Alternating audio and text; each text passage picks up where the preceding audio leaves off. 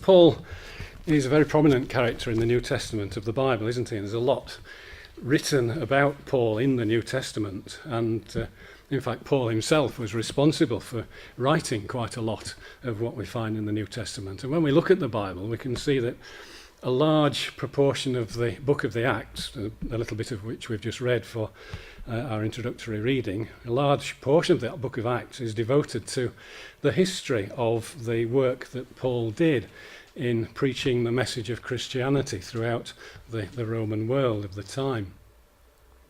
And if we look at the New Testament, we find that a large part of it is made up of Paul's writings, in particular the letters that he wrote to some of the churches that he helped to establish, and also to individual believers who were in those churches.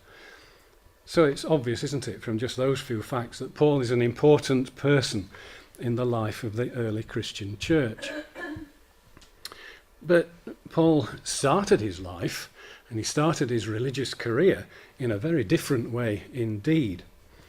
Because we find that, in fact, the early part of Paul's life was spent as an upcoming force, a force to be reckoned with in the Jewish faith. He was a man who was destined to become an important member of the Jewish community. He was destined for great things until that day, that one day in his life that changed everything, when he was travelling from Jerusalem to Damascus. And we've just read about that, haven't we? And we'll come back to that shortly. One thing that we need to note about Paul is that during his early life, before he became a Christian, he was known by his Jewish name of Saul. And so as we look at the book of the Acts, we find that in the early part of it he's referred to as Saul, and it's only later on that he became known as Paul, which is the Roman form of his Jewish name, Saul. So what do we know then about this man, Saul of Tarsus, who became eventually Paul, the apostle of Jesus Christ? Well, there are a number of places during Paul's later life where he speaks about who he was and where he came from, and we can build up a picture of the man from what he tells us. So we're going to have a look at some of these, and we can see what we can find out about Paul. So come on, machine, work. There we go. In Acts 22 and verse 3, we can read these words where he says, I am verily a man which am a Jew, born in Tarsus, a city in Cilicia, yet brought up in this city at the feet of Gamaliel, and taught according to the perfect manner of the law of the fathers, and was zealous toward God, as ye all are this day. He talks about being brought up in this city because he's speaking in Jerusalem. He's telling people about his background, and he says, as we already know, that he was a Jew, that he was born in Tarsus in Cilicia. You can see that highlighted on the map there. It's now in southeast Turkey. Obviously it wasn't Turkey then, but that's where we see it today. He was brought up in Jerusalem and studied under this man called Gamaliel, who was one of the very greatest and most respected rabbis in first century Jewish community. And thus, because he studied under this notable person, he probably had one of the very best educations in his society that it was possible for his time. And because of his upbringing and his background, he became fully devoted to his faith in God, his faith as a Jew. And so we're starting to build up a picture, aren't we, of who this man was. If we look at one of his letters, the letter to the Philippians, and chapter 3 and verse 5, we find that he adds these little snippets of information.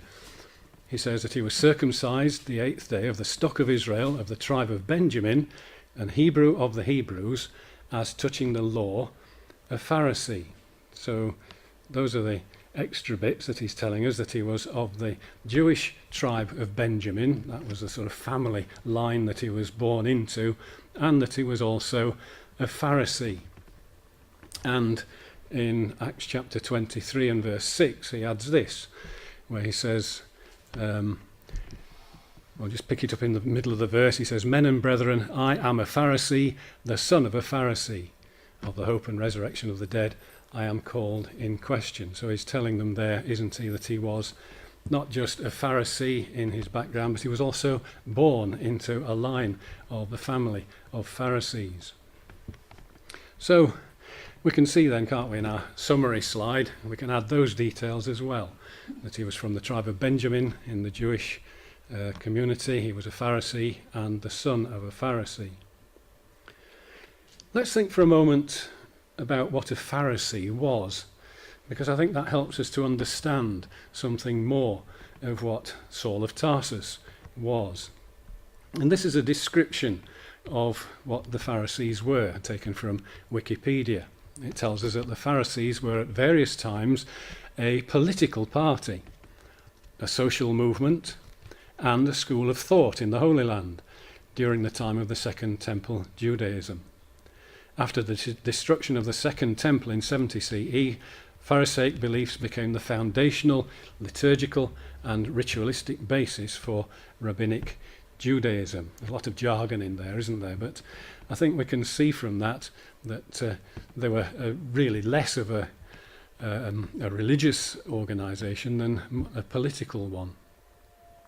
And so I think we can build up a sort of summary of what the Pharisees were, at least thinking it particularly from the religious point of view, because despite their political leanings, they also were very strong in their religious beliefs. They were strong believers in the Torah, and that's the first 5 books of the Old Testament as we have them, the 5 books of Moses, which was the written law that the Jews believed. And they were very strong believers in what the Torah says. But they also developed an oral law, which was a commentary on those first 5 books of Moses called the Torah. And they used this oral law to explain the laws that were given in the Torah and to explain how to carry out the commandments that were written in the Torah. And to some degree, the oral law actually became more important to them than the written law of Moses. They also believed in an afterlife, and they believed in the resurrection of the dead. So this is the way of thinking that Saul of Tarsus was brought up into. His father being a Pharisee, he would have been steeped in this way of thinking from a very early age. And in Acts chapter 22 and verses 3 to 5, he gives a description of how he responded to this upbringing in his attitude to the early Christian church. He says, I am verily a man which am a Jew, born in Tarsus, a city in Cilicia. We've seen that, haven't we? And he says, he was zealous toward God, as ye all are this day. And I persecuted this way, he's talking about the Christian belief, the Christian system, Christian church. I persecuted this way unto the death, binding and delivering into prisons both men and women, as also the high priest doth bear me witness, and all the estate of the elders, from whom also I received letters unto the brethren, and went to Damascus, to bring them which were there, bound unto Jerusalem, for to be punished. So he's telling us about himself here, isn't he? And saying that he saw himself as being zealous toward God. And because of his zeal towards what he believed God wanted, he persecuted the Christian church and the Christian believers, even having them put to death. And he was also acting on the authority of the Jewish leaders. They were endorsing what he was doing and giving him special authority to do these things, to persecute the Christians. So Saul of Tarsus saw the Christians as a false religion. He saw them as people having beliefs which are in opposition to the teaching of Judaism, and he saw it as something that must be stamped out at all costs. And as I said, he had the support of the Jewish establishment behind him in this aim to stamp out this, what he saw as a false religion. Now, to complete our picture of Saul of Tarsus, there's just one extra detail which is given to us later on in Acts chapter 22, and in verses 25 to 28 we read these words. Paul said unto the centurion that stood by, Is it lawful for you to scourge a man that is a Roman, uncondemned? Then we skip on to verse 27, where the chief captain came and said unto him, Tell me, art thou a Roman? And he, Paul, said, Yes. And the chief captain answered, With a great sum obtained I this freedom. And Paul said, But I was free-born. So what this tells us is that in addition to his exalted status in the Jewish community, Paul also enjoyed a privileged status within Roman society as well. And it's something that he seems to have inherited from his parents, since he describes himself as being free-born. So not only was he born into one of the highest levels of Jewish society, he was also born into one of the higher levels of Roman society as well. So he was a very privileged person. These are some of the privileges that were enjoyed by someone with the status of Roman citizenship. Roman citizenship. He would have been blessed with safety from the death penalty. He would have been given the right to vote. He had the right to make contracts, the right to contract a legal marriage, and also a child became a citizen if both its parents were already citizens, which is presumably why Paul was a Roman citizen born into that position. And there were certain other privileges that they had to be given fair treatment. So Saul of Tarsus then was a powerful man, wasn't he? A powerful man in the society of his day, not only in his native Jewish community, but also in the wider community of the Roman Empire. He was a man destined for greatness in many possible ways. And because of that zeal that he had for the Jewish religion, he threw himself, as we've seen, into fiercely trying to stamp out what he saw as a false new religion, trying to destroy those who followed this Jesus from Nazareth. But it would have been impossible for him to have been ignorant of Jesus, wouldn't it? And it would have been impossible for him to have been ignorant of Jesus' teachings and the miracles that he did. He would certainly have known all about the trial and the crucifixion of Jesus, and he would have heard what he thought of as tales of the resurrection of Jesus. He might well have heard about the day of Pentecost, which is recorded for us in the 2nd chapter of the book of the Acts, when the speech from the Apostle Peter resulted in thousands of converts to Christianity. Saul of Tarsus would no doubt have witnessed the continual growth of the Christian church, despite all his efforts and the efforts of others to try and crush it. It had expanded from 120 members at the beginning of the book of the Acts to add another 3,000 in that incident in chapter 2 when Peter spoke to the people, and another 5,000 added to them in Acts chapter 4, and the church just continued growing almost exponentially. And Acts chapter 6 tells us that even many of the Jewish priests were becoming converts to Christianity. So Saul would have known all about this. And he would have known about the miraculous release from prison of the apostles who had been put in prison by the Jewish authorities. That's recorded in Acts chapter 5. And he would have known about the warning from Gamaliel, the man he'd studied under, who warned the people to be careful about what they did with these apostles of Jesus Christ. And it's certain, because the record tells us, that Saul was there to hear the speech in chapter 7 of the Acts that Stephen made, defending the Christian beliefs and showing how they were brought out of the true Jewish beliefs.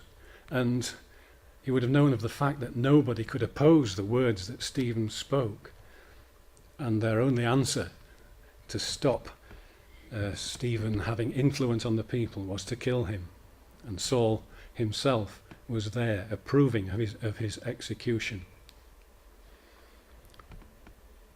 So it was all these pressures, all these background pressures that Saul was no doubt experiencing that led Saul of Tarsus to that road to Damascus, going there full of hate for this false religion that seemed impossible to stamp out, but also full of doubts because of what he'd seen and what he'd heard.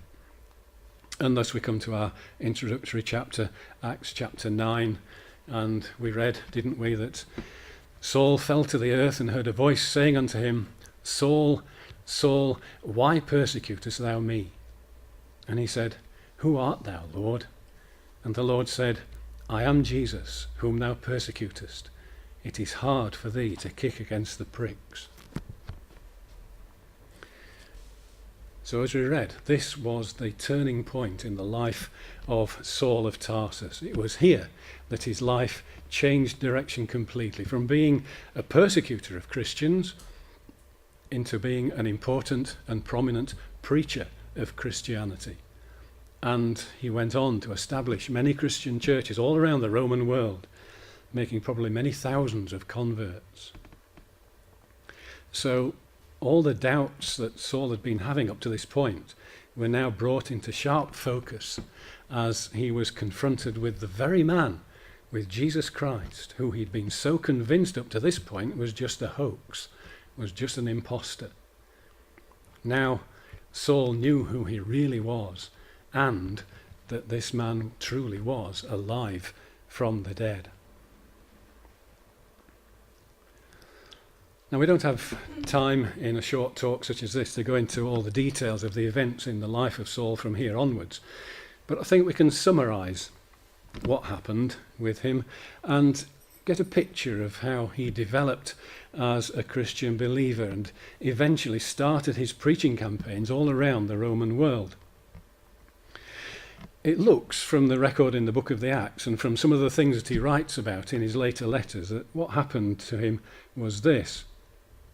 After his conversion and in the face of persecution in Damascus, he fled into Arabia to think over his new beliefs and his change of circumstances. And it's possibly as much as 3 years later that he returned to Damascus, but in the face of further persecution, he had to flee again to Jerusalem this time. But because of yet more trouble that he experienced there, he was sent back to his hometown of Tarsus. And it's sometime later that we're told in Acts chapter 11 that Barnabas, a prominent member of the church in Antioch, went to Tarsus to bring Saul back with him to become a member of the Antioch church, because there had been a church established in Antioch for a little while by that time.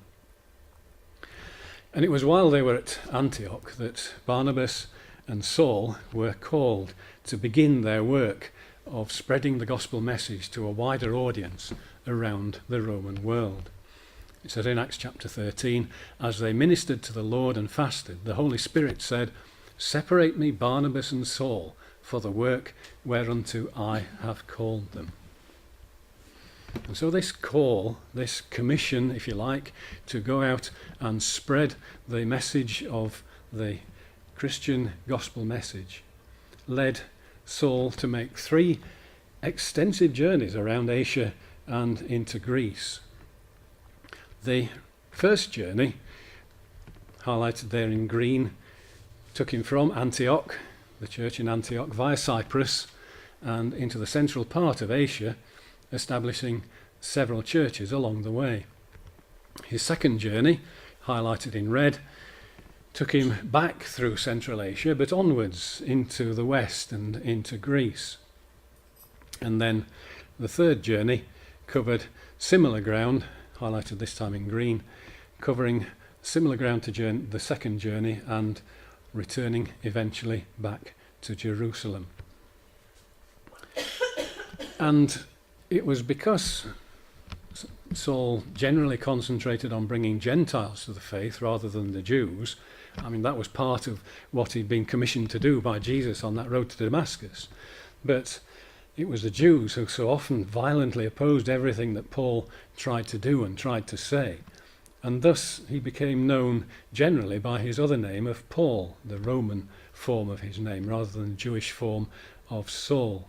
And so that's why, generally speaking, we found him spoken of as Paul in the New Testament record. It was while he was at Jerusalem, at the end of his third missionary journey. You can see that the journey ended back in the land of Israel.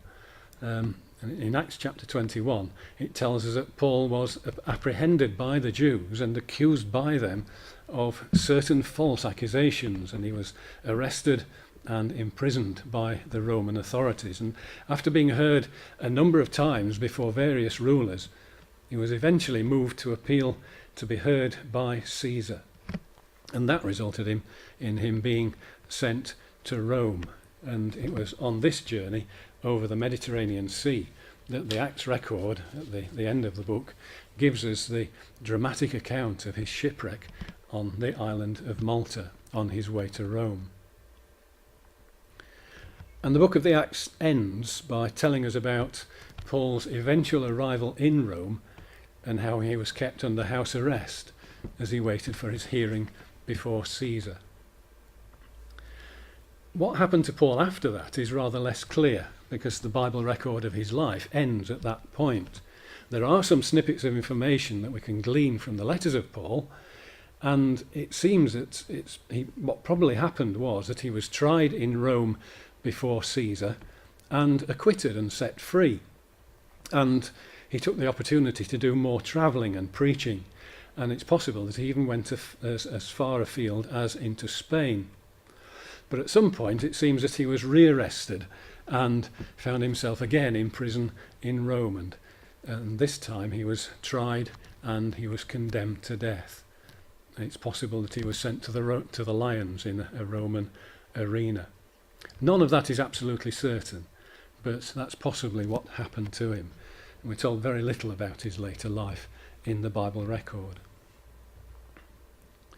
So that then is a brief look at the life of this man who started his life as a persecutor of the Christian church, but spent most of his life as a preacher of that he had originally tried to stamp out.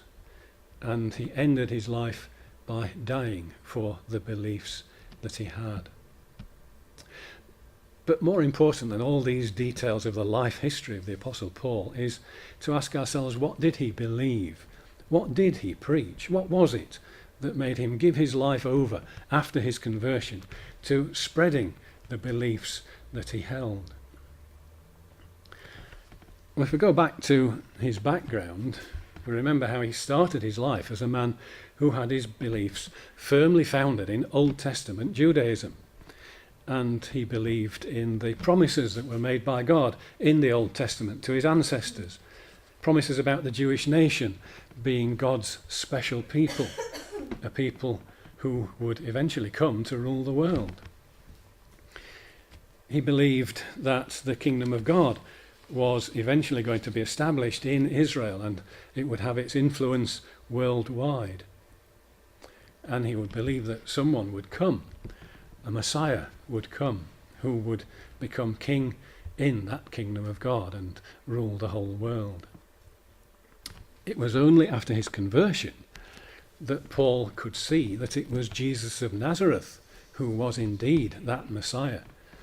And it was Jesus of Nazareth who was destined to be that king of the kingdom of God. And also that he was the only one through whom mankind could have any hope of a future life. That all the promises and the hopes that were presented in the Old Testament were in fact fulfilled in Jesus. So Paul would have read, for example, the Old Testament passage of Genesis chapter 12, and he would have seen in them promises made to Abraham, the Jewish forefather. The Lord said unto Abraham, I will make of thee a great nation, and I will bless thee and make thy name great, and thou shalt be a blessing. And I will bless them that bless thee, and curse him that curseth thee. And in thee shall all families of the earth be blessed. We can see, can't we, how he would have understood these promises that were made to his forefathers, and he would have seen the fulfillment of them through Jesus once he'd realized who Jesus was. As he would have seen in Genesis chapter 22 then, he would have seen promises of one particular descendant through whom these blessings would be accomplished. Verse 17 says that in blessing I will bless thee, this is God speaking to Abraham, and in multiplying I will multiply thy seed as the stars of the heaven and as the sand which is upon the seashore, and thy seed shall possess the gate of his enemies, and in thy seed shall all the nations of the earth be blessed, because thou hast obeyed my voice. So this is God's promise to Abraham of one particular descendant through whom these blessings would be accomplished. And again, Paul would have come to realize that this was going to be fulfilled through Jesus of Nazareth. In 2 Samuel chapter 7, Paul would have seen promises made by God to King David. It says there, I will set up thy seed, David's descendant, after thee, and I will establish his kingdom. He shall build an house for my name, and I will establish the throne of his kingdom forever. I will be his father, and he shall be my son. And thine house and thine kingdom shall be established forever before thee. Thy throne shall be established forever. So he would have seen from this passage that promise of one particular descendant of David who would become king of Israel. He would have seen that one particular descendant would have established a kingdom that would last forever. And that this descendant would in fact not only be a direct descendant of David himself, but also be the Son of God himself. And Paul would know that the Old Testament contained a very large number of prophecies about this Messiah who was to come. Apparently there are about, I haven't counted them myself, but apparently there are about 60 different prophecies in the Old Testament about a coming Messiah, with more than 300 individual references to this promise. So Paul would understand, wouldn't he, that the Old Testament spoke about this in a number of different ways, telling of a prophet who was to come, one who would be like Moses in many ways, that this person would be a descendant of David, who would be like David in character in many ways, David being described as a man after God's own heart, a man who tried to think like God did. He would have known that the Old Testament prophecies spoke of a descendant of Abraham, who would share Abraham's faith and Abraham's determination to obey God.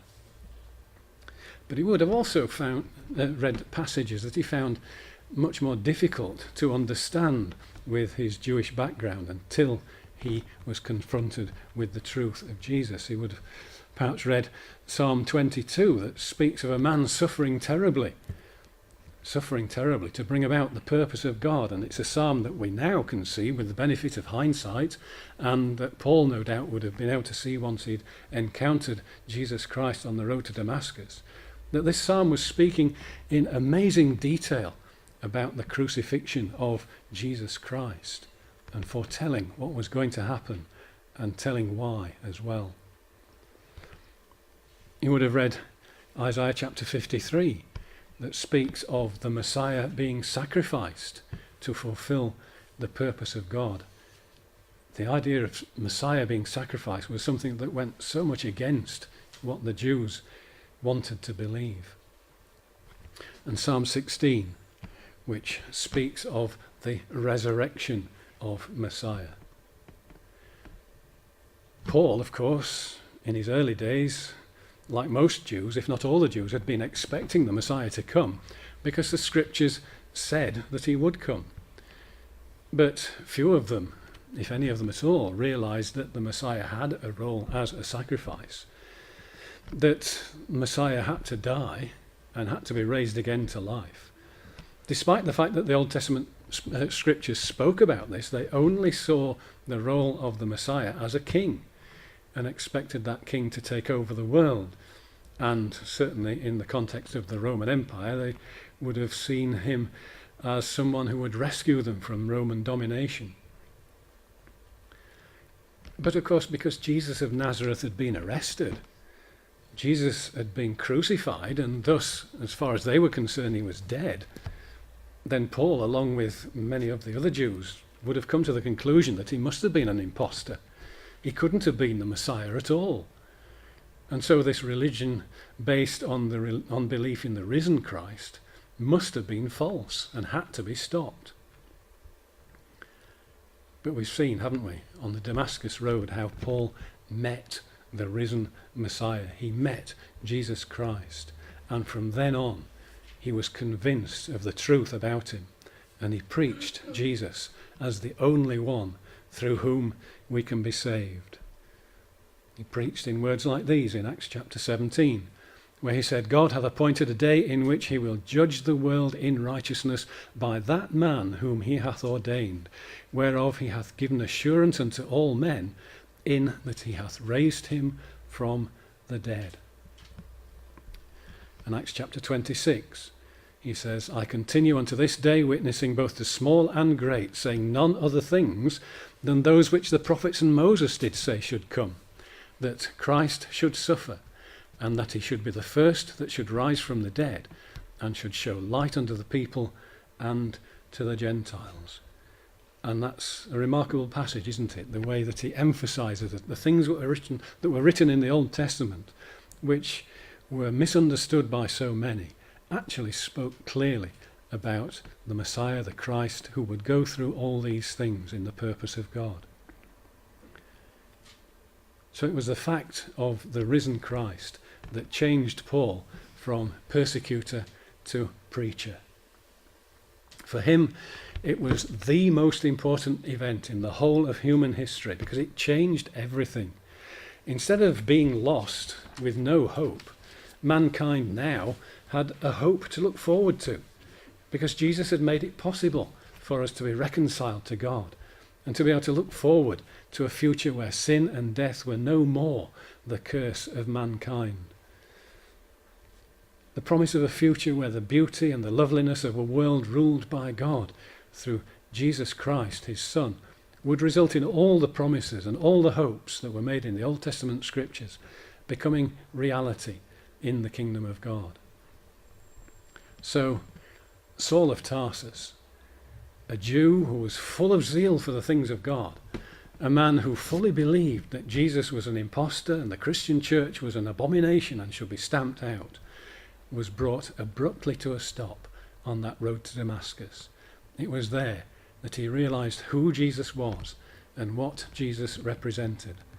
And he saw from then on that all the promises in the Old Testament Bible were fulfilled in Jesus, and that the only hope for any kind of meaningful future for people hinged on belief in Jesus. And it's through Paul's writings, along with all the other things that we can read in the Bible, that we too can learn about this wonderful hope for the future that Paul the Apostle spent the rest of his life preaching with such zeal and enthusiasm.